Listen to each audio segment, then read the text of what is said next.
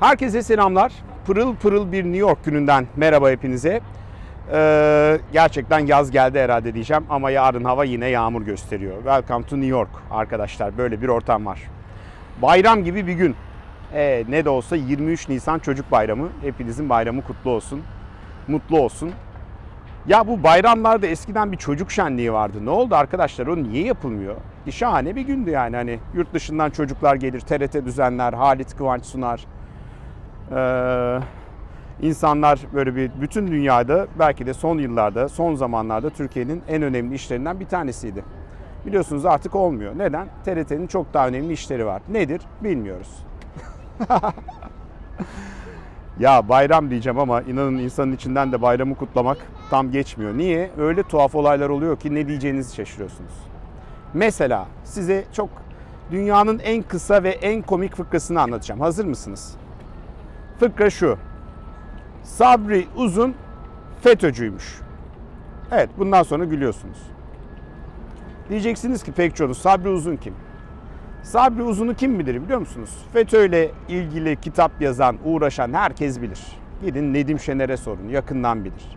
Gidin Emin Aslan'a sorun, yakından bilir. Gidin Hanefi Avcı'ya sorun, yakından bilir.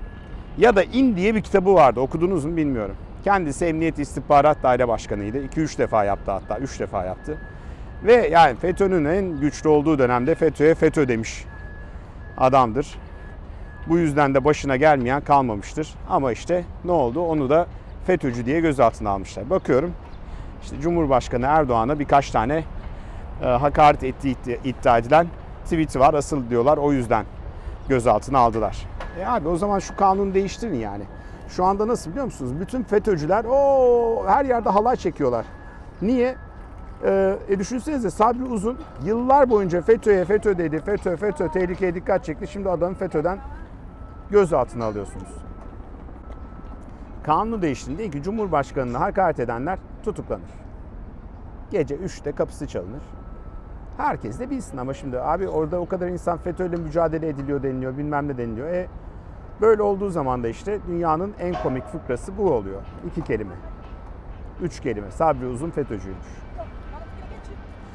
İnanın insanın dima tutuluyor bazen. Bu arada yine madem eğlenceli bir gündeyiz. Hani böyle fıkra anlatıyoruz baksanıza.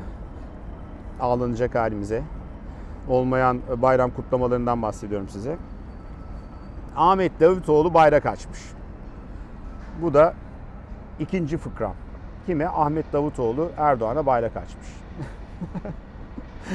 Sırf bu cümleye bile gülmüyor musunuz ya?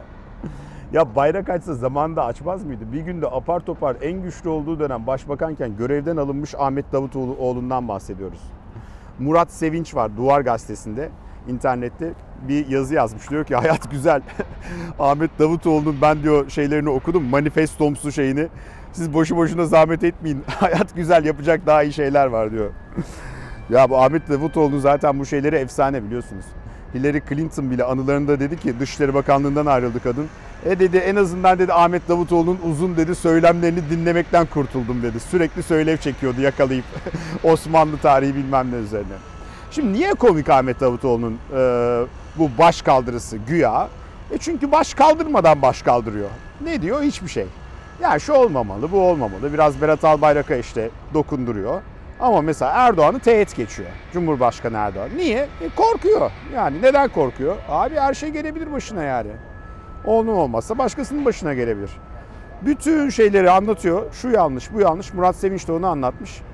Sonra diyor ki bunlar olmamalı. Bunları kim yaptı? Erdoğan. Erdoğan'ın E'si geçiyor mu? Geçmiyor. Gel de gülme şimdi yani hani. Ne diyeceksin? Ya güleceksin ya ağlayacaksın. İkisinden birini yapacaksın. Burada da amma gürültü var ya. Abi Türkiye gündeminden size olan biteni şöyle dünyayı anlatamıyorum ki. Bir başka gündemde Kemal Kılıçdaroğlu'na saldırı. Şimdi bana diyorlar ki niye sen acaba eleştirmiyorsun? Twitter'da niye kınamıyorsun? Instagram'da niye bayram mesajı paylaşmıyorsun? Bir anlamı yok çünkü yani. Ne oluyor Twitter'da kınayınca? Çok yanlış yaptık mı diyorlar. Demiyorlar. Şimdi burada asıl mesele başka. Biz neyi konuşuyoruz? Bir tane adam geldi vurdu. İşte ulan böyle şey olur mu bilmem ne. Bakıyorsunuz onu bile koruyanlar çıkıyor. Olabilir. Orada şimdi başka bir mesele var. Nedir o mesele? O mesele şu. Yani siz Hanefi Avcı'nın güzel bir lafı vardır. Bakın ben çok severim. Yani Hanefi Avcı'nın diğer laflarını severim de bunu da severim. Der ki bir odada eğer harareti arttırırsanız herkes ceketini çıkartır. Yani bir odanın sıcaklığı diyelim 25 derece. Sen o odanın sıcaklığını gidiyorsun mesela. 5 kişi var odada. Odanın sıcaklığını 30 derece yapıyorsun. Şimdi o oda sadece 4 kişiye mi sıcak geliyor sen de odanın içindeyken? Bana gelmez diyebilirsin. Gelir abi yani. Niye gelmesin yani? Bu da biraz o. Yani Kemal Kılıçdaroğlu'na saldırı aslında bir sonuç. Neyin sonucu? Abi gerginliğin sonucu yani. Siz şimdi Türkiye'nin yarısından oy almış bir partiyi terör örgütüyle bir ilan ediyorsunuz. Diyorsunuz ki bunlar PKK'lı. Şimdi bunun sonu ne olur abi? Yani bir yerde patlar şimdi böyle derseniz yani. İşte o patladığı yerden ilkini de gördük. Daha da patlar bu söylem devam ederse. Yeter şu Türkiye'yi, bırakalım Türkiye'yi. Türkiye'deki haberleri zaten alamıyorsunuz. Alıyorsunuz diyeceğimi düşündünüz değil mi? Rob the Mob diye bir tane şey seyrettim. Güzel bir film. Andy Garcia oynamış. Eski bir film. İşte Amazon Prime'a koymuşlar. Güzel ne? 2 tane hırsız burada New York'ta mafyayı soyuyorlar. İşte onu da FBI takip ediyor, makip ediyor. Güzel. Spoiler vermeyeyim ama denk gelirseniz seyredin. Silent diye iğrenç bir film seyrettim. İğrenç. Ben ki hani zombi filmlerini öyle ya da böyle seyreden bir insanım. Bu ondan da beterdi. Niye beterdi? Oyunculuk kötü, yönetmen kötü. Yani görüyorsunuz hani o da bir şey. İyi korku filmi çekmenin de bir adabı var, bir üslubu var değil mi? Yapamamışlar. Otur sıfır. Ya Beyoncé is new Sibel Can değil mi sizce de? Beyoncé 91 kiloyken böyle 3 ay önceden çalışmaya başlamış. Netflix'e de Coachella'da yaptığı geçen 2018 konserinin şeylerini çıkartmışlar. Bir video klipimsi filmini çıkartmışlar. Fakat şunu görüyorsun yani işin esprisindeyim hani çok kilo işte kadıncağız tabii ki doğurmuş 2 çocuk yapınca kilolu oluyorsun. Tabii ki o sırada işte bayağı kilo almış ama şunu görüyorsun. Bir konser verecek Coachella'da konsere kadın 3 ay önceden her gün çalışmaya başlıyor. Her gün yani. 2 çocuk yeni çocuğunu yapmış bir kadının bu performansını görünce ulan helal olsun dedim ya. Yani hiçbir şey boşuna değil. Esin Övet de bak seyretmiş aynı şeyi yazıyor. Diyor ki abi diyor adamlar çalışıyor diyor. Bizimkiler konsere gidecek. Aa gitsin abi. Nedir arkaya 2 tane dansçı al uyduruktan teyyare. Yapsınlar dursunlar. Ne umurunda ne seyirciye saygı var ne bilmem ne var yani. 2 de o öyle yandan figür yapsın yaparsa. Tarkan'ı saymıyorum. O tek kişilik dev kadro. İyi dans ediyor. Neyse bu Beyoncé filmi de bence fena bir film değil yani. Seyrederseniz benim ilgimi çekti. Killing Eve diye bir dizi var. Killing Eve mi? Bazen yanlış telaffuz edebiliyorum. Ben 2. sezonuna başladım. BBC Amerika çekiyor. Yine bu dijital platformlar için. Çok güzel. Ben beğeniyorum. Böyle bir MI5, MI6 çalışanının bir tane seri katil, fırlama bir seri katille tuhaf ilişkisini anlatıyor. Böyle bir aşk yaşıyorlar falan. 2 kadın. Spoiler vermeyeyim neyse. Tavsiye ederim. Ya bizim Childish Gambino var ya hani This is America Childish Gambino. Neydi adamın adını hep söyleyemiyorum. Danny Glover mıydı? Dan Glover. Bir tane film çekmiş. Adı Guava. Ya bu ne rezalet ya. Bu ne rezalet. Yani sen ki Grammy'lere aldın. Sen ki Atlanta diye bir film yazdın, yönettin, oynadın. Baba Guava diye film çekilir mi ya? Film saçma sapan işte güya bu bir adada yaşıyor da. Yani berbat bir yönetmen, berbat bir oyunculuk. O This is America ile bu böyle şeyin 2 zıt köşesi. Burası This is America, bu eksi 180 Guava Island. Zaten kritiklerden anlamalıydım. Baktım IMDb'de 3. Yok ya dedim bu bizim Childish Gambino ya. Bu iyidir dedim. IMDb kazandı yine yani baktığın zaman.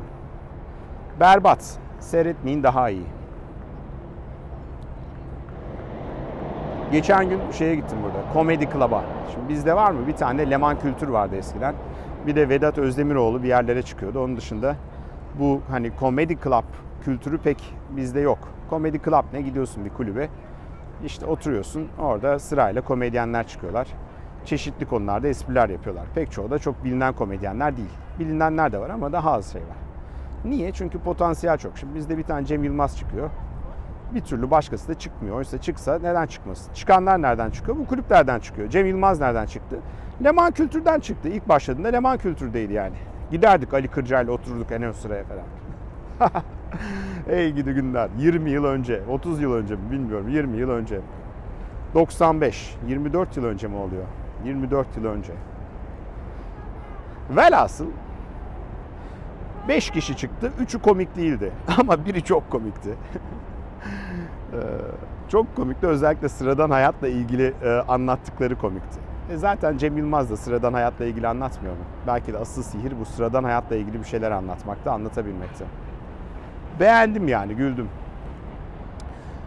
Şimdi ben taşınacağım ya, bir yandan yavaş yavaş toplanmaya başladım. Yavaş yavaş da bazı abonelik işlerimi iptal ediyorum burada. Kardeşim burada bir yerden ya da Türkiye'de de öyle. Abonelikten çıkmak Silivri'den çıkmaktan daha zor yani. Silivri'de tünel kaz, şeyden abonelikten daha hızlı çıkarsın yani burada herhangi bir abonelikten. Hangisi olursa yani. İster mesela New York Times aboneliği olsun. İster git abi başka bir şeyin aboneliği olsun yani. İşte internet aboneliği. Türkiye'de de öyleymiş ya, bir arkadaşım anlattı ya. Dedi ki adamlar benden fax çekmemi istedi diyor. Fax aleti zaten ortadan kalkmış. Demişler ki tabii ki abonelikten çıkartalım ama bize bir fax çekin. Lan fax mı kaldı? Burada da öyle. Alıyor seni pislik olsun diye bekletiyor. Bekle. Kardeşim bir konuşsana. Boş boş konuşuyor. O ne oldu, bu ne oldu? Yok paketi indirelim, bedava şunu verelim bilmem. Ya diyorum taşınıyorum, istemiyorum ya. Yok taşınamazsın demiyor da bir bunu demediği kalıyor yani şey. Allah'ım ya. Şu gölgede 2 dakika durayım şöyle. Bu Comedy Club'da da yine oradan başladık. Şimdi bir kızın teki çıktı. Dedi ki annemle babam da burada. Meğerse annesiyle babası da hemen önümde oturuyormuş.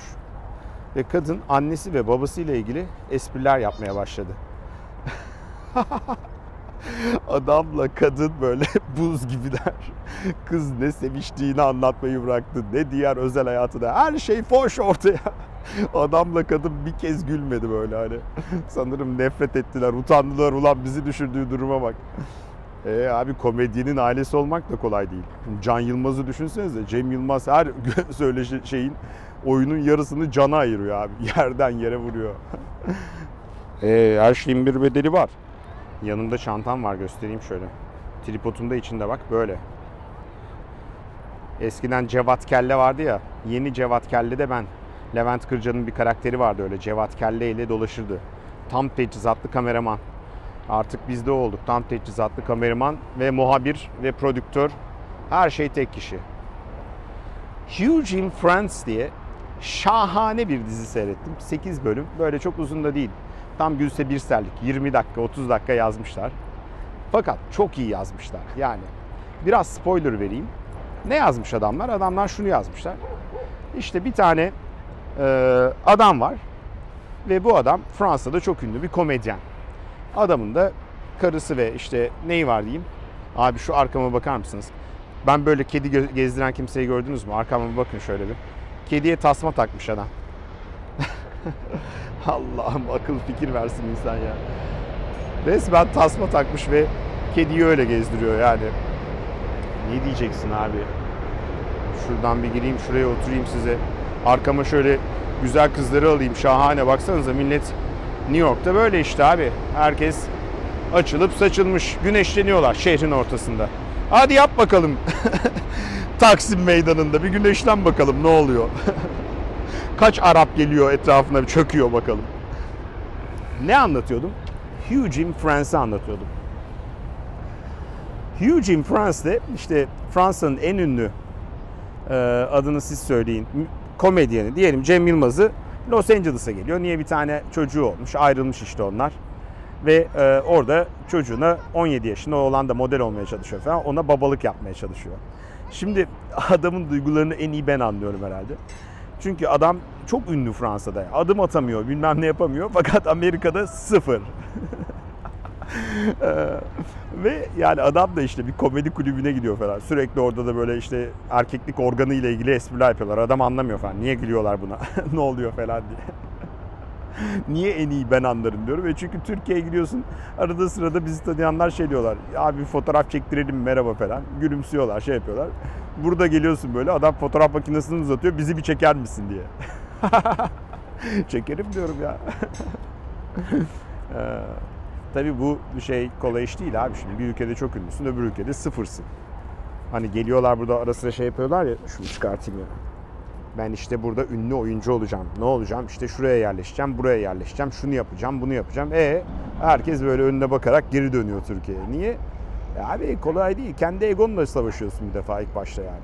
Çünkü bir yerde bayağı bir tanınıyorsun. Bir havan var, bilmem neyin var. Hafif egon şişiyor. Sonra buraya geliyorsun, sıfır. Hatta eksidesin. Niye eksidesin? Immigrantsın yani, göçmen. Küçümsemek için söylemiyorum yani. Sonuçta bu topraklara ait değilsin. Orada ilk başta egonla savaşman lazım. Diyeceksin ki evet abi, hayat ne? Hayat neden meydana geliyor yani? Başkalarının seni takdir etmesinden mi, senin kendini takdir etmenden mi? Guru Cüneyt abiniz yine anlatmaya başladı, açıldıkça açılıyor. Ver arkadan müziği, ver girsin müzik. Öyle yapıyorum ya, anı anlattığım zaman kendi anımı şey yapıyorum, trollüyorum. Benden başka var mıdır acaba? Kendi kendini trolleyen YouTuber. Bu Instagram fenomeni değil mi? Influencer. Influencer diye yeni bir meslek var ya, ne iş yapıyorsun? Influencer'ım ben. Ne yapıyorsun? Influence ediyorum. Ne yapıyorsun? Uyduruktan bir fotoğraf koyuyorsun işte. Influencer danışmanları. Öyle bir şey yapmayı düşünüyorum yani. Influencer nedir? Influencer, fenomen ve troll. Sosyal medyada ayakta kalma rehberi diye bir seminer vereceğim. Yakında geliyorum İstanbul'a. Gelir misiniz? O zaman ayakta kalma rehberi bir. Patreon.com'a destek oluyorsunuz. Şaka değil abi, destek olun tabii ki yani. Bedava kuşlar bedava uçmuyor. İzleyin, abone olmayı da unutmayın tabii ki. Evet, unuttuğum bir şey var mı diye düşünüyorum. Aklıma bir şey gelmiyor. Hepiniz kendinize iyi bakın. Gözlerinizden öperim. Ya bir de şuna değinelim ya. Çocuğun teki Almanya'da okumak ve Almanya'da Alman vatandaşı olacağını söylemişler. Çocuğu yerden yere vuruyorlar. Hatta Burhan Kuzu Kemal Kılıçdaroğlu'nu da yerden yere vurmuş. Ya bu Burhan Kuzu çok alem bir adam ya. Hayatımızın renklerinden bir tanesi gerçekten. Bir çocuk çıkıyor NTV'de NTV yayında diyor ki ya işte ben diyor Alman vatandaşı olmayı düşünüyorum. Almanya'ya yerleşmeyi düşünüyorum. Burhan Kuzu tweet atmış. Kemal Kılıçdaroğlu eserinde övünebilirsin. Komik bir ülke ya yani. Kemal Kılıçdaroğlu da o sırada da mahkemede kendisine saldıran köylüleri dava ediyor. Köylü mü artık, provokatör mü nedir bilmiyoruz ki, ne olduğu da belli değil yani.